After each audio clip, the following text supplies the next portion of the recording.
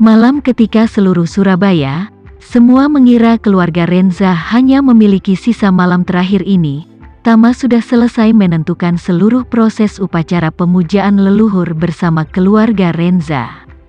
Meskipun semua anggota keluarga terganggu, mereka hanya bisa mendorong ke depan dengan kepala mereka. Semua proses sudah diatur. Tama berdiri dan berkata, "Kalian semua istirahat lebih awal malam ini. Besok semua orang harus mengikuti prosesnya. Siapapun yang melakukan kesalahan dalam hal yang begitu penting, jangan salahkan saya untuk keluar." Andrew hanya bisa menahan upacara leluhur baik-baik saja, tetapi kuncinya adalah bagaimana dengan Yoshua? Besok pagi jam 8 dia akan datang ke Gunung DR. Bagaimana kita bisa bertarung dengannya? Tama berkata dengan lembut. Dengan apa bertarung dengannya? Anda tidak perlu khawatir tentang itu, dan tidak perlu khawatir tentang Anda masing-masing yang duduk di sini. Yuri Renza bertanya dengan acuh tak acuh. Dari apa yang kamu katakan, kamu dapat menangani Yoshua dan Cataclysmic Front sendiri? Tentu saja, Tama berkata dengan lembut. Besok pagi jam 7, semua orang harus berkumpul di Gunung DR. Tidak ada yang bisa terlambat 1 menit pun. Bukankah Yoshua datang jam 8? Untuk menghadapinya, 1 jam sudah cukup. Jadi upacara pemujaan leluhur kita secara resmi dimulai pukul 9. Sampah Martin, yang telah ditampar beberapa kali dan akhirnya jujur sepanjang sore, mendengar kata-kata Tama dan duduk lagi, berdiri dan berkata dengan marah, "Tama, aku benar-benar tidak tahan. Jam berapa? Kamu masih di sini dan berpura-pura? Besok akan menjadi hari kematian kita. Anda masih di sini, mengatakan bahwa Anda dapat merawat Yoshua dalam 1 jam. Tama menatapnya dengan cemberut dan bertanya, "Apakah kamu tidak cukup ditampar?" Martin gemetar ketakutan, tetapi masih berkata dengan leher kaku, "Saya tidak mengatakan kata-kata ini untuk diri saya sendiri. Saya mengatakannya untuk seluruh keluarga Renza.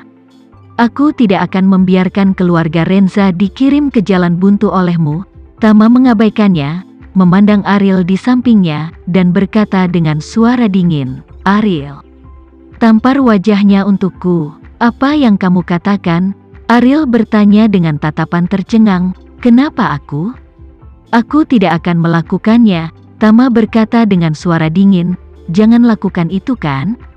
Oke, kemasi barang-barangmu malam ini dan keluar dari keluarga Renza, dan jangan pernah kembali lagi." "Apa?" Ariel berdiri dan berkata dengan marah, "Mengapa saya harus keluar dari keluarga Renza?" Wajah Tama tanpa ekspresi saat dia bertanya balik, "Suatu hari, tidakkah kamu tahu siapa yang bertanggung jawab atas keluarga Renza sekarang?" Ariel memandang Maher Renza dan berkata dengan agresif, "Kakek, dia terlalu berlebihan. Ini tidak mengambil bulu ayam sebagai panah." Maher Renza telah menonton dengan mata dingin. Pada saat ini tidak bisa menahan amarah, menanyainya, "Kamu menganggap apa yang aku katakan sebagai bulu ayam? Saya sudah mengatakan bahwa pada momen spesial ini, semua yang ada di keluarga Renza terserah pada Tama. Apakah kamu tuli atau kamu sengaja berpura-pura tidak mengerti? Atau apakah Anda semua tidak yakin dengan apa yang saya katakan seiring bertambahnya usia?" Semua orang di keluarga tercengang oleh ledakan kemarahan lelaki tua itu. Maher Renza memandang Ariel dan berkata dengan dingin, "Tama baru saja berkata, jika kamu tidak melakukan apa yang diperintahkan, kemasi barang-barangmu dan segera keluar. Tidak ada gunanya bagi siapapun untuk memohon belas kasihan." Ketika ayah Ariel, Yuri Renza, mendengar ini, dia menatap Ariel dengan cemas dan berteriak, "Apakah kamu masih berdiri di sana? Apakah kamu benar-benar ingin tersesat?" Ariel juga tercengang. Jika dia benar-benar diusir dari keluarga Renza, harapan apa yang akan dia miliki dalam hidupnya? Jadi, hampir tanpa berpikir, dia langsung mengangkat tangannya dan mengarahkannya ke wajah Martin. Martin juga tercengang oleh sikap Maher Renza, dan bahkan tidak menyadari bahwa sepupunya Ariel, yang selalu mengikutinya dan berlutut untuk menjilati sepatu botnya, benar-benar mengangkat tangannya dan memukulnya. Pop, suara tamparan renyah bergema di aula. Martin menutupi wajahnya dengan wajah tidak percaya. Kemudian, ekspresinya menjadi semakin marah, dan dia bergegas dan bertarung dengan Ariel, mengutuk dengan marah, "Bahkan kamu berani memukulku, aku akan bertarung denganmu."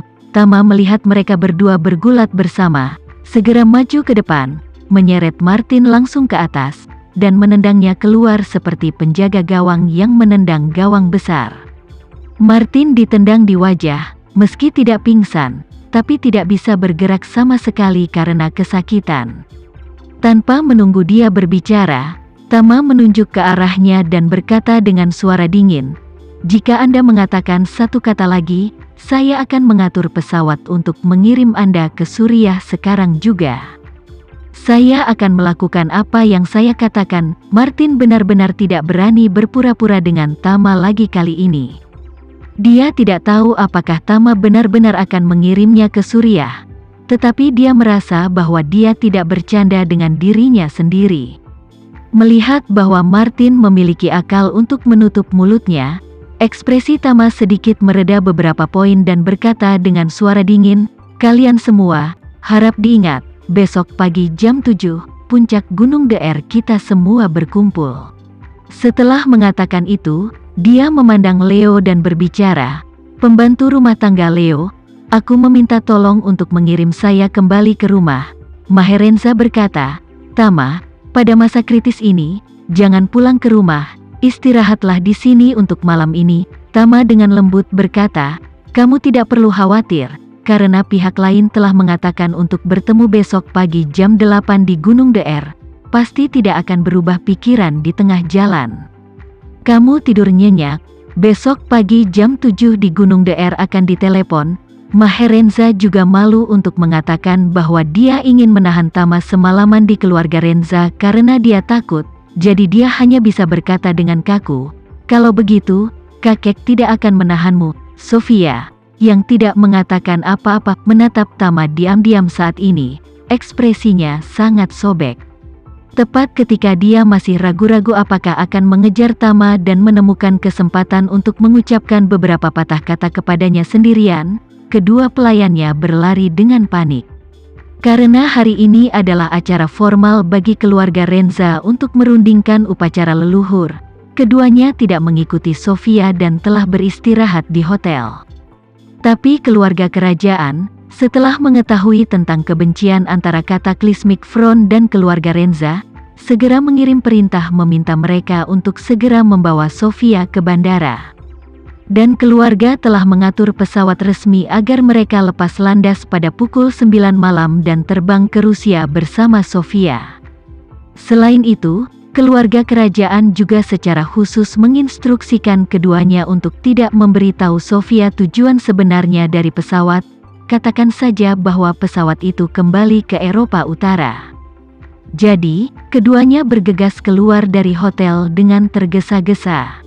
Begitu mereka masuk, gadis Indonesia di antara mereka segera datang ke depan Sofia dan dengan hormat berbicara, "Putri Sofia, Putri Olivia mengirim perintah mendesak agar kami segera membawa Anda ke bandara. Kami akan kembali ke Eropa Utara." "Ke bandara?" Sofia bertanya dengan gugup.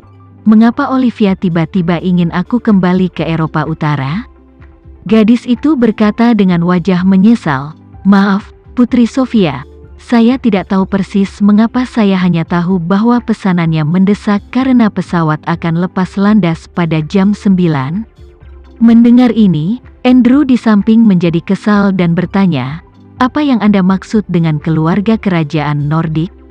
Mengetahui bahwa keluarga Renza kita dalam masalah sekarang, kamu segera ingin bertobat dari pernikahan dan menyingkirkan kami, bukan?" Gadis Indo itu memandang Andre dan berkata dengan serius, "Tuan, saya benar-benar minta maaf, kami hanya pelayan keluarga kerajaan, hanya bertanggung jawab untuk menjalankan perintah keluarga kerajaan. Tepatnya mengapa mereka mengeluarkan perintah seperti itu, kami melakukannya." Sekian dulu ya video kali ini, kita lanjutkan lagi videonya di lain waktu. Oh iya, bagaimana menurut kalian? Semoga bisa sedikit menghibur kalian semua. Untuk teman-teman yang baru nonton, jangan lupa subscribe ya, hehehe. Dan kalau teman-teman ada yang ingin gabung langganan, bisa langsung gabung saja untuk dapat fitur yang menarik dan sedikit membantu Mimin. Terima kasih banyak sudah menonton, sampai jumpa lagi, bye.